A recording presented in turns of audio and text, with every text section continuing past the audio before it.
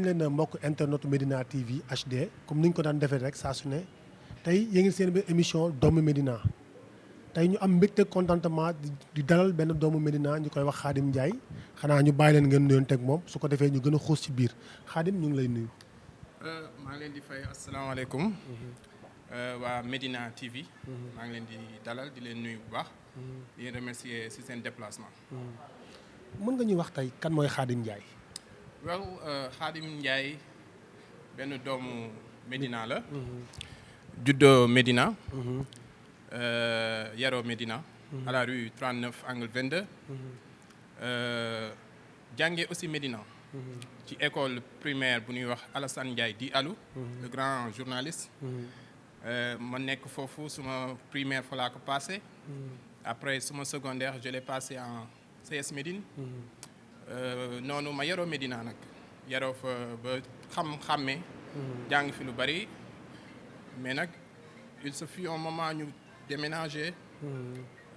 dem Parcelles. Parcelles aussi def naa fa tuuti parcours. ñu dëkk fa lu toll ci 5 ans. waaye nag retourné waat Medina ndax damay wax ne Medina mooy c'est le berceau. de Dakar.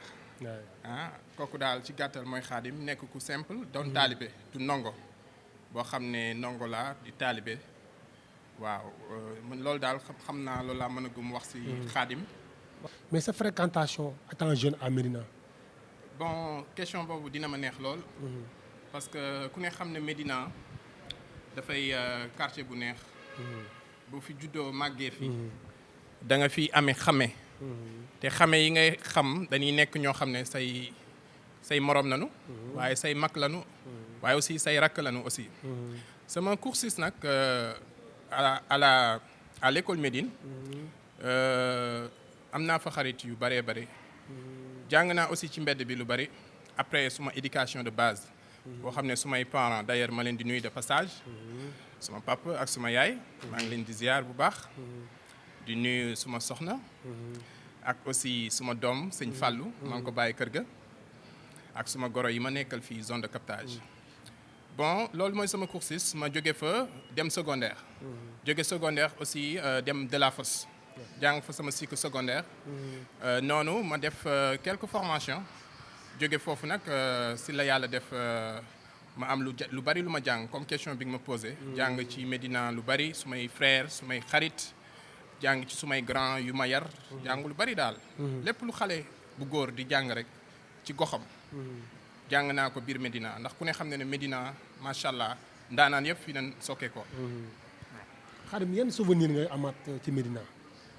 Medina souvenir yi ma fi gën a am yi ma gën a marqué. bokk na ci sama enfance. sama enfance dañ daan def 2 mi-temps 4 tas. loolu jàng naa ko ci sama enfance mu marqué ma parce que man mii di wax ak yéen suma enfance je l'ai marqué parce que nekkoon naa ci koñ bu neex. muy rue 39 angle 22. ñu daan football ci tali bi. di def 2 mi-temps 4 tas. ban poste nga daan jouer. bon man nag j'étais polyvalent. parce que une fois ma football da nga naan maa fi dàq football. mais après dama viré nekk un gardien de but. d'ailleurs sax maa ngi nuyu waa Jàppo. de la Médina. foofu laa defee suma cadet. 4 fois laa fa joué cadet te 4 fois yëpp on a qualifié en phase finale. góol nga woon boobu góol laa. waaye teewul nag don bi ak talent de football bi. comme un attaquant. ak comme un milieu de terrain 10. nekkoon na ci man. ba tax na dama dem ba mu yàgg bi may déclassé. di dem senior. si laa bàyyi góol bi di def football. mais chaque jour entraînement que jëfee damay dugal but.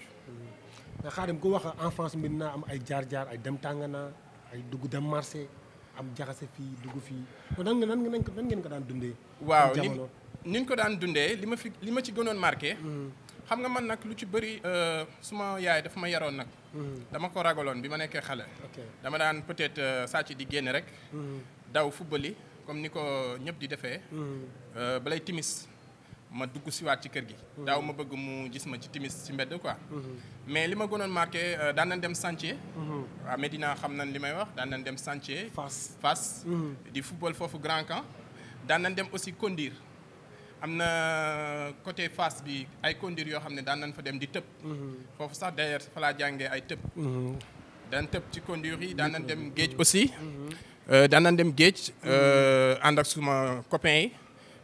daan nañ aussi tamit vraiment daan dem manguier.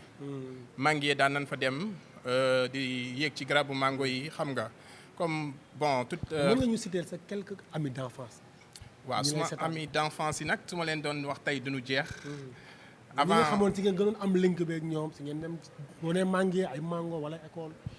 waaw mën naa ne rek. wala ku la ñu ne ci gënoon sonal daal. waaw ñu ma fa gënoon sonal nag mooy suma grand frère yi. dan ma daan wax da nga waane quoi su may football da nga waane wala ñu ne ma del passé da nga bëgg ay xam nga dribble yu mel noonu ñooñu sonaloon na ma. waaye Médina su rue 39 su ma tuddee benn tour rek damay jum dama leen di boole rek.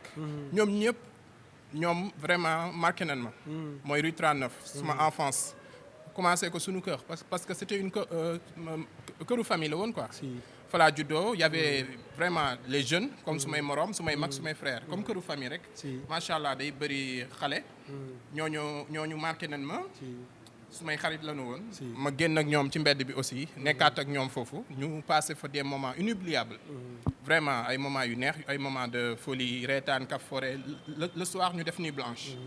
comme ni ko ñëpp xamee le soir ñu def nuit blanche les fêtes comme les 31 décembre les 25 décembre ñu cotiser 200 300 xam nga dem def benn fête wala kenn ci ñun di anniversaire ñu dem taxawu ko xam nga solu nii xam nga dem def Boy Médina xam nga mooy loolu mais daal loolu nekk na lu ma marqué ak aussi suma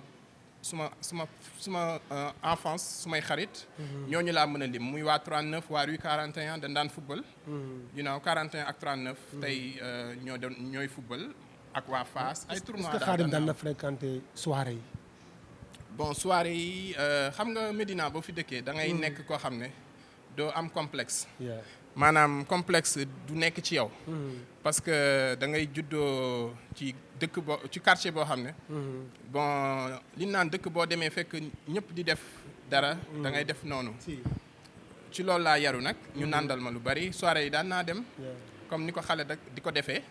matinée yi et tout comme loolu sax à l'école da daan am. suñu école dañ daan organiser ay matinée soirée. waaye loolu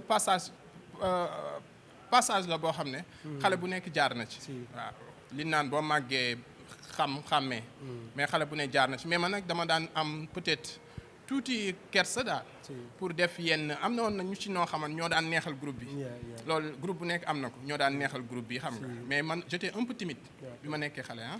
mais nag Khadim amoon na benn métier bu mu dem fréquenter biir maintenant étant jeune métier boo doon def. bon étant jeune nag métier bu ma doon def peut-être mooy li ma yàlla na nattoo tey quoi. muy wàllu commerce.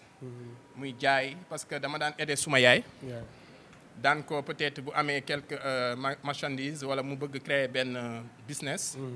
ma jaayal ko. ma ànd ak moom ci loolu. dem vraiment moo xam lu mu mën doon nag. loo xam ne yaay bu nekk jaar na ci. pour taxawu njabootam. donte suma papa bàyyiwunu vraiment mi ngi doon taxawu. mais mère bi dafa nekk dame de fer boo xam ne. daawul bëgg di toog. moo tax lu mu mës a dugg fekk naa ko ci aussi. commerce daal moo nekkoon peut-être métier boo xam ne daan naa ko foowee. bi ma nekkee xale.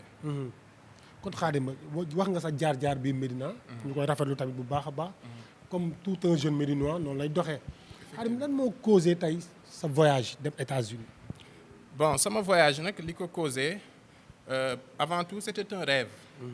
parce que xam nga sa parent nekk aux États-Unis nga nekk xale bala ngay comprendre rek mooy da ngay dem. man li ma nekk xale yëpp à chaque fois su ma waxee ak paa bi au téléphone dama koy wax dama bëgg ñëw xam ni ko xale yëpp di defee. mais tey bi ma ñëwee xam naa lu bari xam naa dinaa si ñëw ci kanam.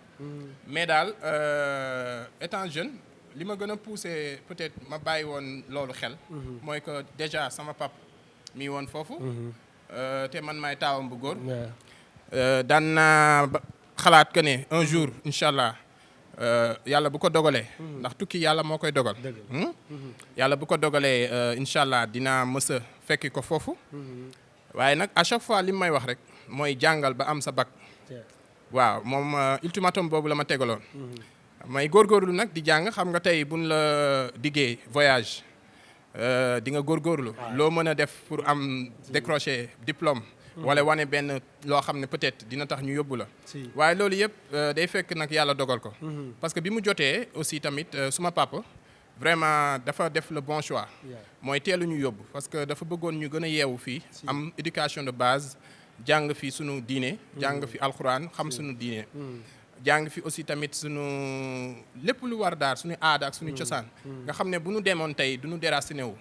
dinañ mën a am benn base boo xam ne day nekk ci ñun. te loolu moo ñu dal tey. macha allah bi ñu demee rëccuwunu li ñu yéex a dem voyage vraiment. mais ba nga demee lu la njëkk a marqué États-Unis jógee nga Sénégal dem beneen dëkk. waaw li ma gën a marqué mooy le fait que suma voyage. ma ànd ak sama yaay. suma yaay laa àndal. bi may dem États-Unis suma yaay laa bokkal benn avion. bon ñun ñaar ñëpp mësuñu dugg avion. aussi xamuñu woon aussi cursus bi nu muy demee. maanaam remplir papier yeeg jaar immigration ak xam nga. yooyu yëpp xamuñu ci dara. te man maa fa nekk di ko taxaw di ko jàppale. bon loolu lu ma marqué la parce que bi nu duggee ci avion bi am na benn instant dafa téye suma loxo bi ak avion bi di décoller. xam nga ma xam ne maire bi peut-être xaw na kii tuuti. waaw ma remonté ko moral.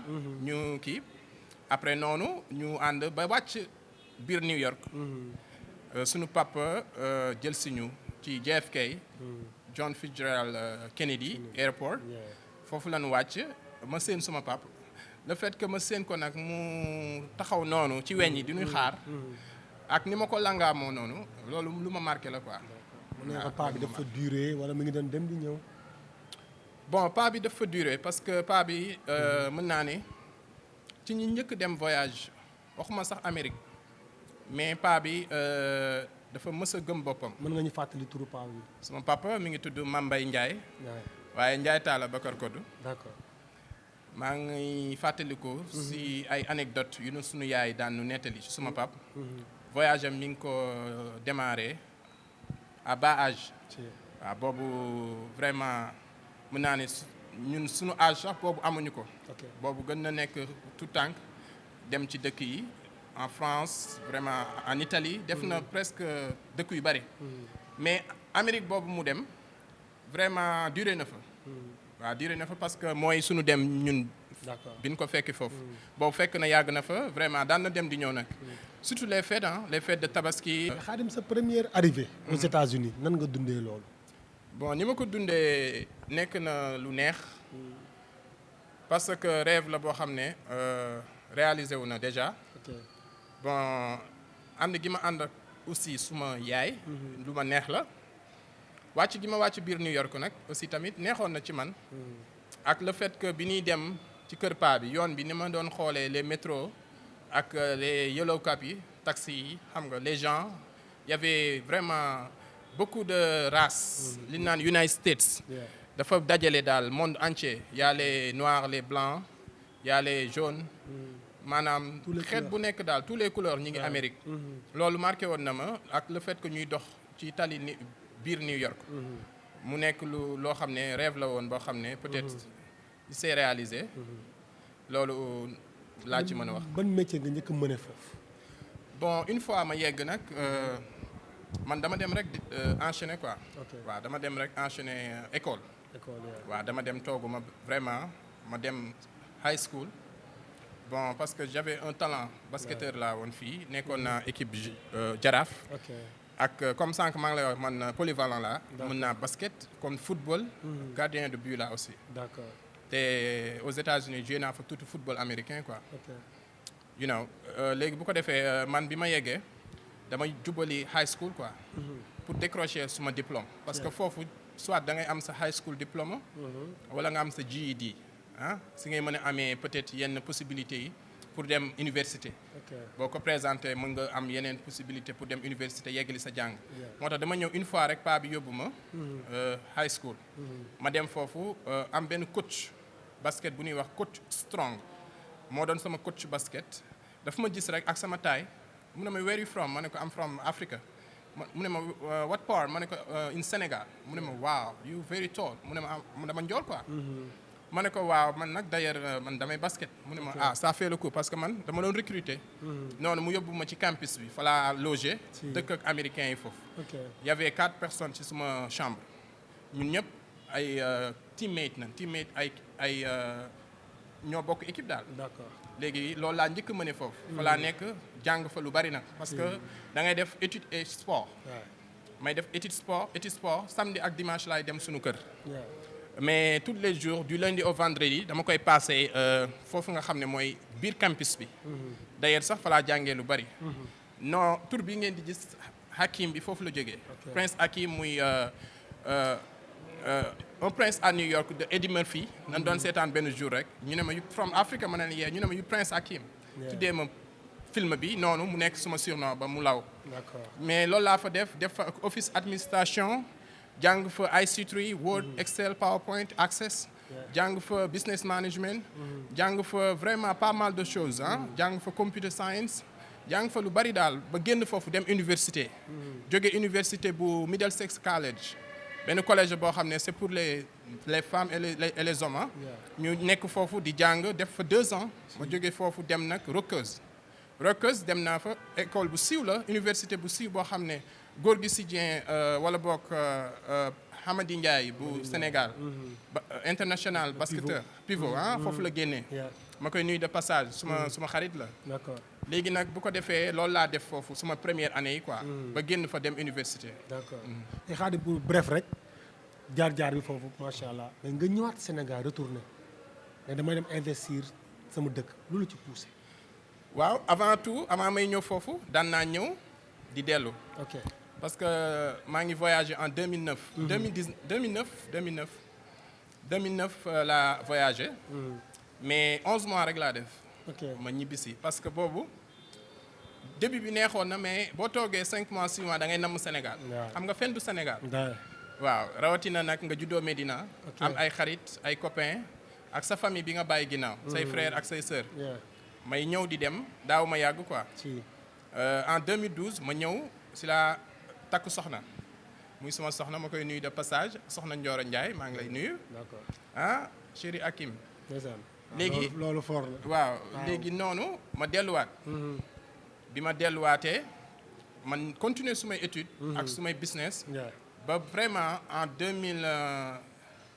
2015 ma ñëw benn tabaski bi nag vraiment neexoon lool y avait l'ambiance et tout si laa delluwaatee nag neen cette fois-ci nag damay rester parce que j'ai reçu pas mal de conseils ci sumay grand yoo xam ne yàgg nañu tukki ma gis paa bi aussi itam vraiment il est temps ma concentré wu foofu xam nga parce que boo bëggee dara il faut nga def ay sacrifices surtout dëgg la Sénégal neex na trop waaye aussi benn instant nga toog liggéey réaliser dara day am solo si laa toogee nag 5 ans yoo xam ne ñëwuma Sénégal mooy sama ñëw nag bii nga xam ne dama ñëw investir pour def dara suma réew créer des emplois dimbali sumay frères ak sumay am di jàmm ak képp koo xam ne rek xaj mi si pourquoi nga choisir vêtement waaw vêtement nag boo gisee ma choisir ko dafa nekk loo xam ne dafa nekk ci man waaw depuis à bas âge sama papa da daan ñëw di indi ay marchandises ñun ñoo ko daan jaay waaw dàll yi gënoon cher ñun ñoo ko daan jaay à Colobane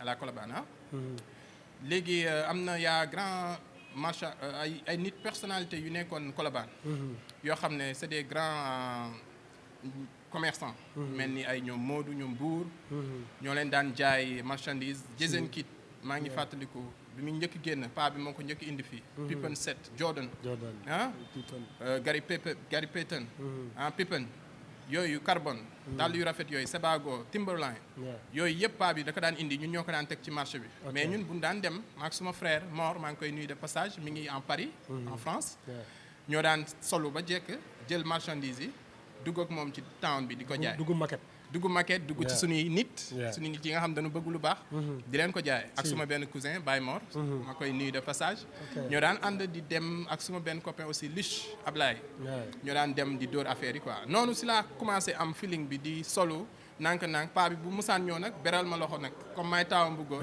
am ay bagages yu ma indil maire bi tam am yu ma làqal ci ginnaaw ko defee nag ma tàmm solo boobu du ma musaan dem école dañ may seetaan maa ngi fàttaliku en primaire suma année CM2 dama daan vraiment solo mais boobu xam nga rek boo nekkee booy Médina da ngay bëri titre.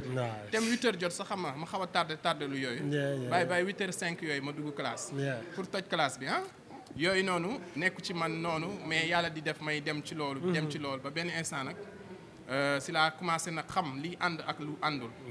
di commencé di def ay tendance de couleur. di commencé di xool liy ànd. moo tax ngay génn fii waaw gis nga may génn fii ay yoo xamante ne bon 2021 la. ma tuddee ko vraiment Médina TV. ok 2021. kon waa Médina TV yéen a moom lii tey nii laa leen defal. ko defee mu nekk ay tendance de couleur yoo xam ne dafa xew ci jamono. d'accord te aussi maa ngi ci woo jeunes yëpp. vraiment ku ci bëgg rek lu rafet. boo ñëwee Prince Hakim City. dinañ la defal benn vraiment combinaison bu rafet. nga génn vraiment def fresh flash fashion.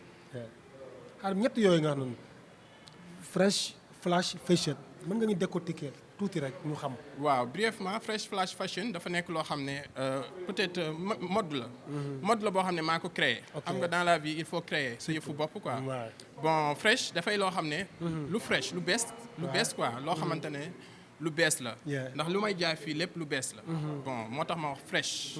flash mooy nga sol dara mu rafet nga romb fenn rek def fa flash.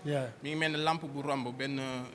éclair rek def flash xam nga rombee dañ naan waaw kii dafa sansé ko defee fashion nag loolu nag foofu mooy vraiment li nga sol ak ndaanaan gi nga nekk ak aussi li ngay dégager ak vraiment respect ak xam-xam bi ci yow loolu aussi fashion day génnee foofu maanaam ni ngay comporté wee ak ni ngay dundee ci maanaam adduna bi loolu yëpp fashion la fashion du caag ni rek xam nga solu ba jekk xeeñ lu neex mais dafay ànd ak aussi comportement surtout respect ak aussi tamit civilisation bu ko defee loolu mooy fashion boo ko defee rek respecter sa bopp ñëpp respecter la mais ndax Khadim am na yeneen projet waaw am naa yeneen projet parce que projet bi yamul ci habillement kese habillement bi peut-être dama ko def pour attirer les gens ci kaw ñu ñëw gëstu parce que sénégalais wax naa ko l'autre jour ci jouru opening bi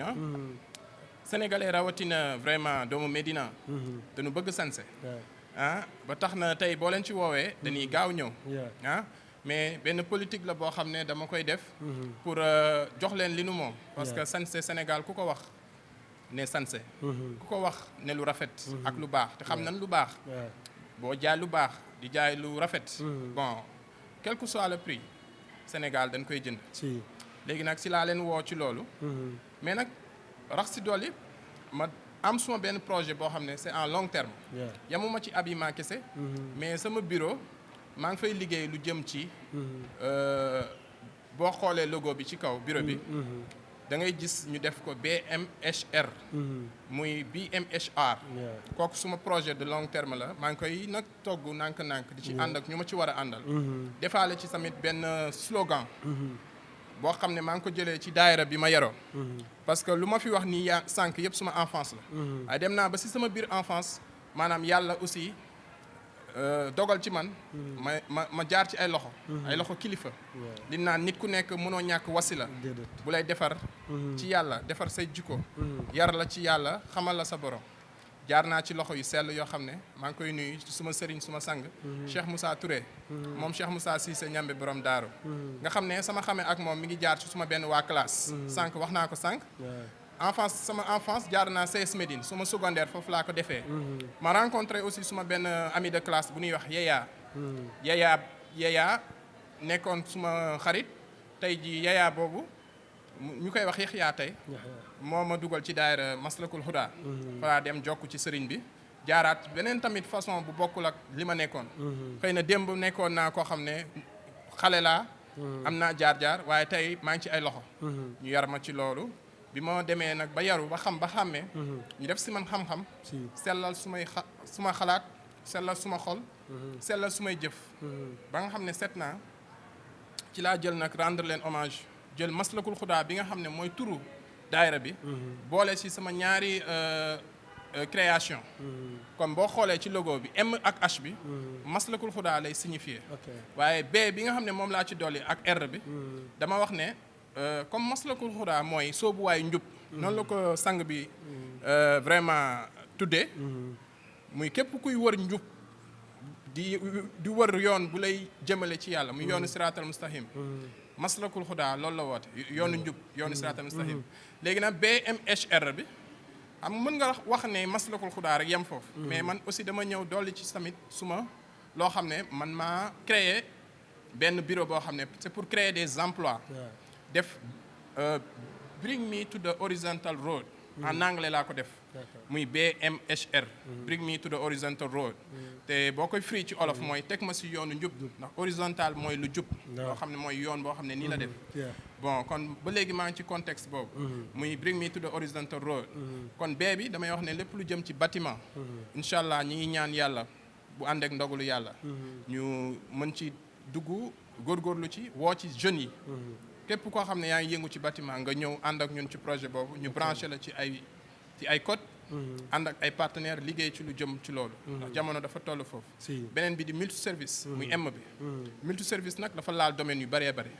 domaine bu mu mënti doon agence assurance moyen de transport immobilier muy tamit lépp lu jëm ci wàllu daal domaine boo xam ne xalaat nga ko rek mi ngi ci multiservice ba ci transfert d'argent nga ñëw ci H bi muy hospitalité hospitalité ku ko wax ne les grands événements les événementiels nga xam ne Sénégal macha allah damay wax ne at bi 365 jours yëpp ci ay événements niy dox surtout vraiment bu dem sa morom ñëw mais loolu yëpp dafa bokk ci àdduna dafa bokk ci vie muy la joie de vivre ak nostalgie parce que nit ki aussi tamit dund ak loolu ñoo ànd beneen bi di ressources humaines waaw loolu may wax nii yëpp du lu ñu créé noonu ci sunu bànneexu bakken mais dañ ko jàng maîtriser ko def ci ay vraiment stage am ci ay diplôme ressources humaines nag mooy créer des emplois dimbali jeunes yi parce que ku ne xam na Sénégal métti na te nit ñi bëgg nañu liggéey mais dañu amul ku leen dimbali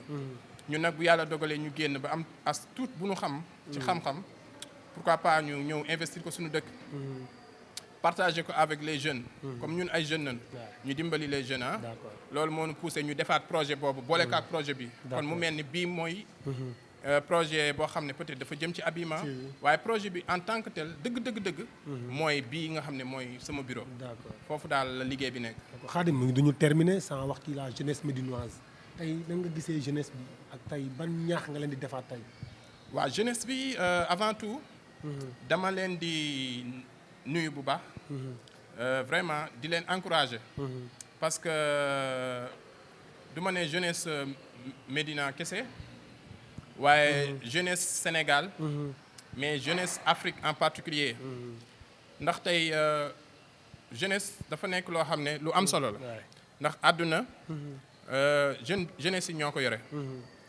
àdduna bu baaxee rek jeunesse yi ñoo ko yor bu ko defee su ma ñëwee ci Médina bi ma cosaanoo dama leen di defal mention spéciale parce que Médina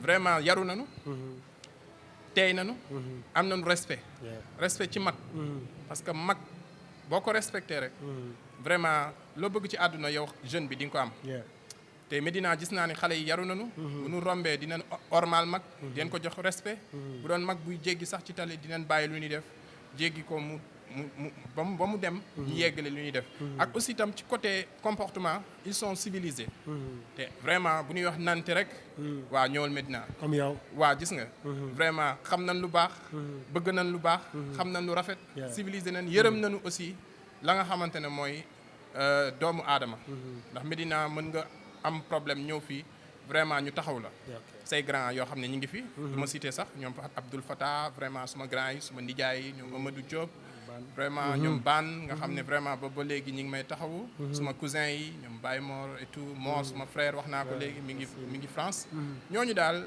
vraiment ku xool seen comportement ak rue 39 bi ma juddoo kër Mor Seni Ndiaye nga cité ñoom Assane Sène Babacar Gueye Tanor ñoom boo juddoo ci entourage boobu vraiment doo def lu du delloo leen jukkal jàppoo bi nga xam ne fa laa nekkoon def fa sama enfance vraiment ñooñu ñëpp ay nit ñu baax nañu xam nga xam lu baax bëgg lu baax am jom ba pare tamit nee naa sànq Médina berceau la berceau de Dakar mais loolu rek doy na parce que tey mën a wax Dakar te waxoo Médina waaye mën a wax Sénégal tamit te waxoo Dakar kon dafay mel ni benn mënul ci dem bàyyi morom te tey Médina bii ñu ne dafa neex tey jege nañu fi nga xam ne mooy palais de la République.